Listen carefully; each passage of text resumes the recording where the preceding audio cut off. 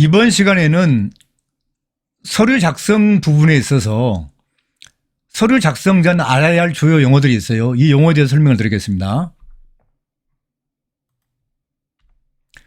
자, 여러분들이 서류를 만들게 되면은 여러분들이 그 작성한 서류를 누가 보느냐. 일단 IT 관련된 기업들은 20대 후반에서 30대 초반이 봐요. 그리고 기타 기업은 다 50세 이상 분들이 봅니다. 특별한 사유가 없으면. 그러면은 아예 10대 기업 같은 경우는 55세 이상, 60세 이상이 볼 수가 있어요. 바꾸어 말하면 제가 이 말씀을 왜 드리냐면은 여러분의 눈높이에 맞춰가지고 여러분의 서류를 만들 경우에 여러분이 쓰는 용어를 가지고 서류를 만들게 될 경우는 상당히 서류 전형에서 탈락될 확률이 높다는 거죠. 그러니까 나이 드신 분들, 여러분이 말하는 꼰대라는 분들은 정확하고 일반적인 그런 용어나 단어를 요구하는 것이지 은어나 아니면 젊은 MZ세대들이 쓰는 그런 용어를 별로 알지를 못하고 관심이 없어요. 그래서 여러분이 몇 가지 제가 말씀드리겠습니다.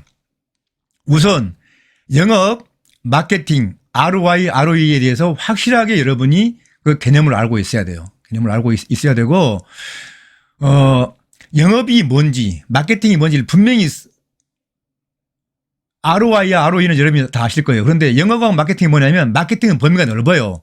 마케팅은 상품 기획, 그 전에 시장 조사, 상품 기획, 제품 생산, 판매, AS까지 다 통하는 모든 과정을 마케팅이라고 그래요. 그래서 대기업들은 대부분이 마케팅 쪽으로 많이 단어를 쓰셔야 되고 작은 기업들은 영업이라는 게 뭐냐면은 마케팅의 일부분이에요.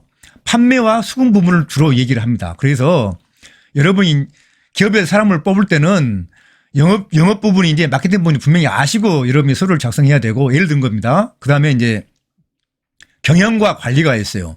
경영은 창의성을 요하고 목표가 있고 그 다음에 수익을 우선해요. 수익을. 그러나 관리는 그게 아니에요. 관리라는 것은 있는 그 사실을 가지고 잘 운영하는 거예요. 그래서 공무원 같은 경우 공무원을 여러분이 메뉴를 보거나 공무원 쪽으로 서류를 만들 때는 관리 쪽으로 서류를 단어를 쓰셔야 되고 기업 일반 기업은 무조건 100%가 경영이라는 말을 쓰셔야 되는 겁니다. 그러면 공기업은 그 중간인데 공기업인 경우는 상황에 따라서 달라질 수가 있는데 주로 가급적이면 경영적으로 쓰시는 게 여러분에서 유리할 수가 있어요.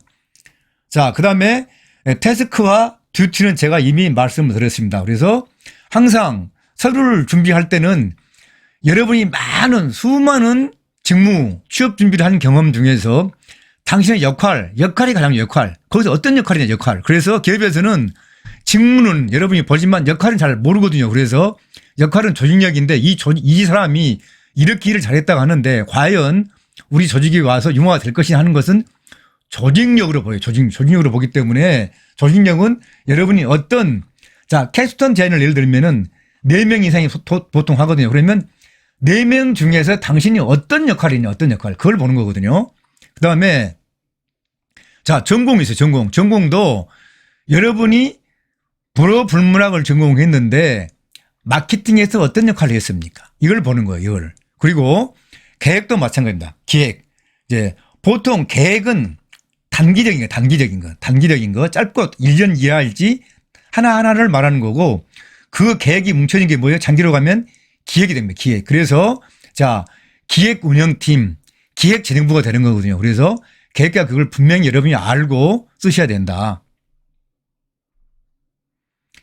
그 다음에 다시 한번 제가 설명을 해봅니다만은 한글, 엑셀, PPT를 할 줄 아나요 했을 경우에 한글인 경우는 메일머지까지 아니면 글 몇 개까지 할 수 있었다든가 엑셀을 얘기할 때는 매크로까지 했습니다. 매크로 이전까지 몇 개 얘기를 하셔야 돼요.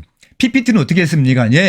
애니메이션까지 할 수 있습니다. 이렇게 얘기를 해야 됩니다. 그리고 이 1번, 2번, 3번을 말로 하는 것보다는 물론 아주 드물게 제가 지난번에 말씀드린 대로 일부 이걸 물어보는 경우가 있지만 그것은 크게 많이 물어보질 않아요. 그러면 어떻게 물어보냐면은 여러분이 실제로 자기소개서 했을 때 나는 동아리에서, 나는 창업 동아리에서, 나는 창업 경연대회에서 어떤 업무를 했는데 그것을 제가 PPT로 작성하여 PPT 10페이지, PPT 8페이지 분량으로 작성하여 15분 정도 발표한 사실이 있습니다. 이걸 가지고 평가를 하게 되는 거거든요. 그래서 여러분이 굳이 PPT 말을 안 써도 여러분이 창업 경제에 나갔다거나 아니면 캡슐 대회에 나가서 연구한 것을, 조사한 것을, 실험한 것을 PPT를 발표했다는 것 자체가 이미 여러분이 PPT를 해본 사실을 나타내는 것이거든요. 그래서 언제, 어디서, 왜, 그 내용이 뭔데